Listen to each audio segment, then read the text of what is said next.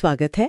आज हम एक अहम मुद्दे पर बात कर रहे हैं, ईरान इराक क्षेत्र में जो आजकल तनाव चल रहा है उस पर। हाँ बिल्कुल, माहौल काफी गर्म है वहाँ। हाँ, हमारे पास Iran Iraq conflict, regional fallout and renewed tensions report के कुछ अंश हैं और हम कोशिश करेंगे समझने की कि आखिर ये हो क्या रहा है और इसका इतिहास से क्या लेना देना है। और इसमें जो दिलचस्प बात है वो ये कि कैसे वो पुराना 1980 से 88 वाला ईरान इराक युद्ध आज भी ईरान की सोच को, उनके रणनीति को प्रभावित कर रहा है। हाँ, ये वाकई चौंकाने वाला कनेक्शन है। तो चलिए इसी पर थोड़ी गहराई से बात करते हैं। सबसे पहले हाल में हुआ क्या है, मतलब मुख्य घटनाएं क्या रहीं?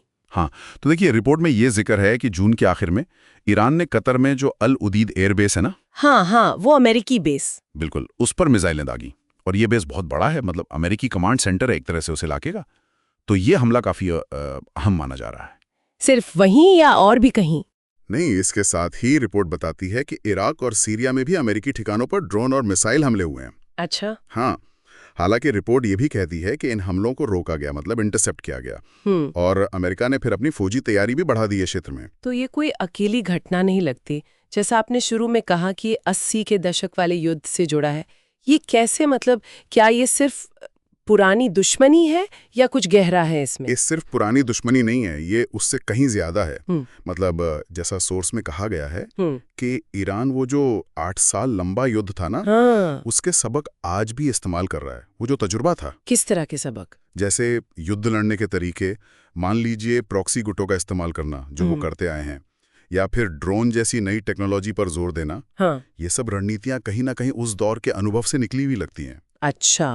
हाँ, और ये आज के हमलों में साफ नजर भी आ रहा है।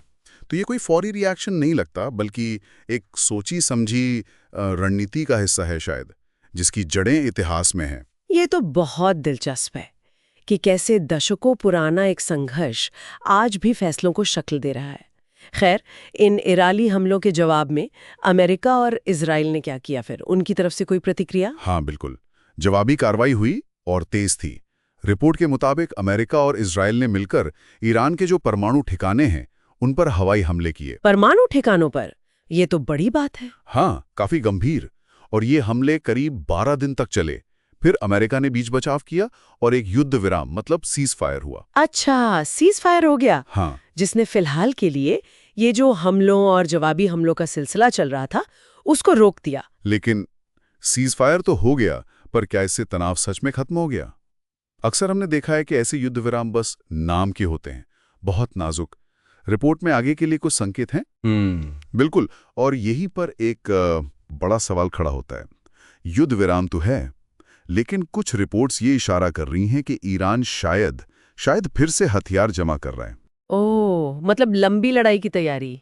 लग तो ऐसे ही रहा है जैसे वो किसी लंबे टकराव के लिए तैयार हो रहा हो। और अगर हम ये मानकर चलें कि ईरान की रणनीति वाकई 80 के दशक के उस लंबे युद्ध से प्रभावित है, जैसा कि सोर्स कह रहे हैं, तो फिर सवाल उठता है कि क्या ये सीज फायर सिर्फ एक वक्फा है, तैयारी करने का एक मौका? तो मतलब ऊपर से शांति दिख रही है, लेकिन अंदर ही अंदर मामला अभी सुलझा नहीं है, तनाव बना हुआ है। हाँ, बिल्कुल, सीधी लड़ाई भले ही रुक गई हो, लेकिन वो जो अंदरूनी खिंचाव है, जो टकराव का खतरा है, वो मौजूद है।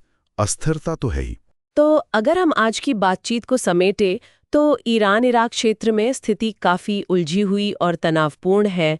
हमने हाल की फौजी कार्रवाइयां देखीं, जवाबी हमले हुए और अब एक नाजुक सा युद्ध विराम है। हाँ, और ये सब कुछ उस पुराने 80 के दशक वाले लंबे युद्ध की परछाई में हो रहा है। सही। और अगर हम थोड़ा पीछे हटकर देखें तो सबसे अहम बात शायद यही है कि युद्ध विराम के बावजूद स्थिरता अभी भी दूर की बात लगती है। और ईरान का कथित तौर पर फिर से हथियार जमा करना, ये इसी तरफ इशारा करता है कि ये अध्याय अभी बंद नहीं हुआ है। आगे भी टकराव की आशंका तो बनी हुई है। बिल्कुल। तो आज की इस चर्चा से एक सवाल मेरे मन में आ रहा है जो शायद श्रोताओं को भी सोचने पर मजबूर करे।